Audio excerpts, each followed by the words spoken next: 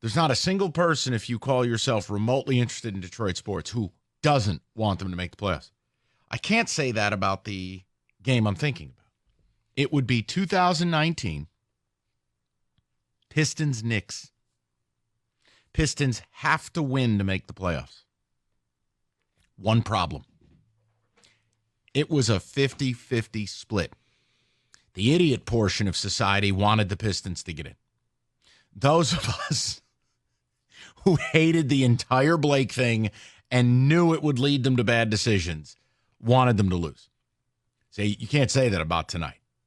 This is the biggest game of Yzerman's tenure here. And it's a game that unilaterally we all want them to win. So we're rapping about that. I am nervous about it. I know Kenny is too. And it's because of how this team has, every time you want to believe they hurt you, every time you want to give up, they bounce back. I don't know. So we're rapping about that. And we do have some Tiger calls. You know, they stole one today. They were awful in Pittsburgh for roughly 17 innings. And ninth inning today, you get a walk. Torkelson gets beaned. All of a sudden, you get a little momentum. You get a throwing error. You get a bloop. I don't care. Fine. You stole one. That doesn't make me feel better about them. Also, like, if you want to nerd out, like, Casey Mize cannot miss bats.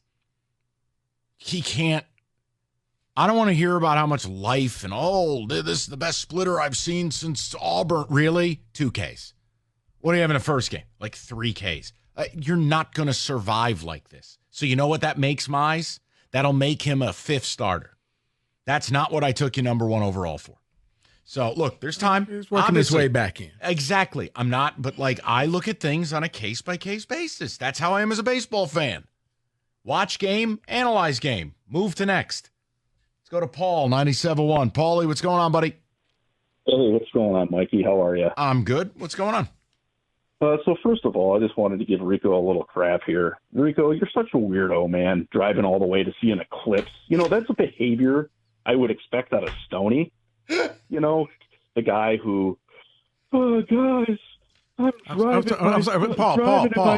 Hey, Paul, real quick. When I woke up this morning, why do I give a damn what you think? Oh, Jesus. Oh, Lord. Here we go. No, I'm just curious. No. You called up and you chose violence. So we're here now. Let's square off. Why do I care what you think? I enjoyed myself. I don't really care what you think. Oh, that's fine. You know, I still love you, Rico. I don't love you. So next thing.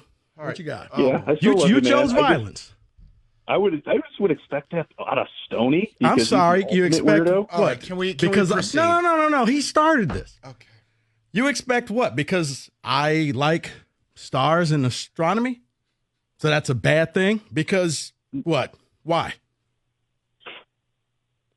It's not. Listen, man, I'm just giving you crap. I don't really care.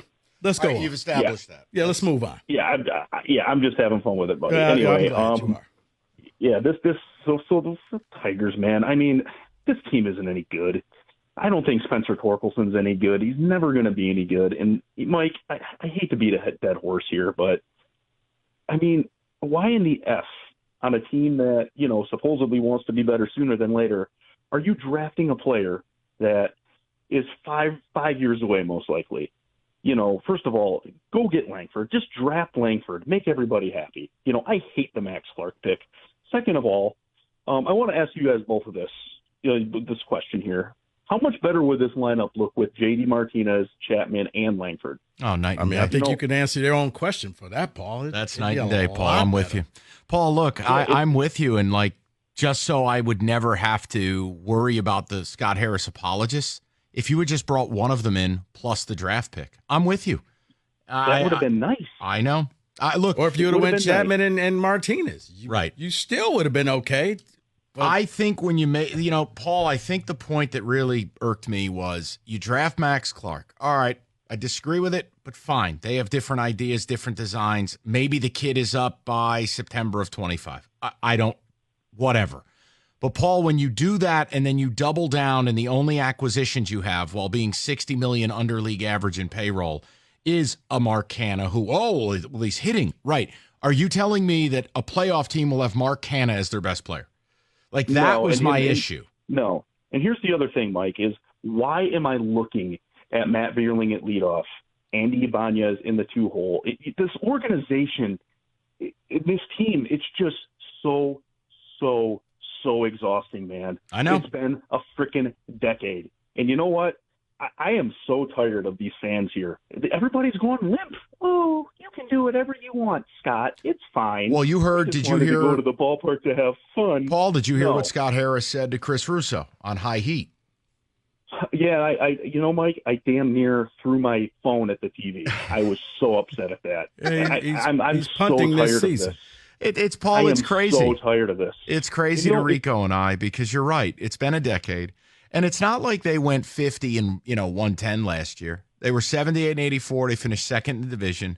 How could you not at least say, yes, our goal is to win this division? They were interesting throughout the summer, where we actually sat here and said, you know what, maybe they can do something.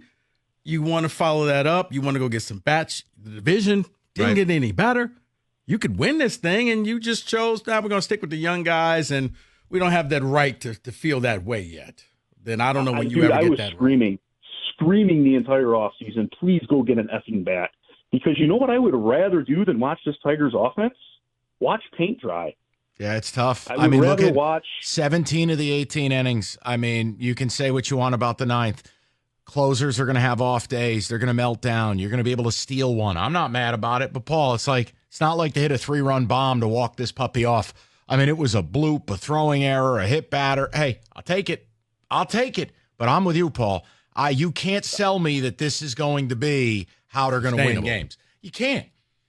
And again, look, I disagree with Paul on one thing. You can't say a player's 5 years away. If it takes a player you draft 5 years to come up, that's a failed prospect.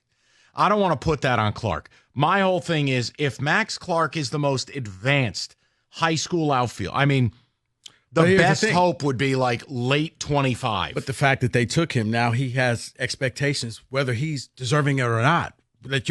He's got to come in here and do something. He's not going to have a long runway where we're going to be patient because you're saying, well, we took you, kid. The problem is Wyatt Langford broke camp with the World Series champions and is hitting in the middle of their order. Right. Okay.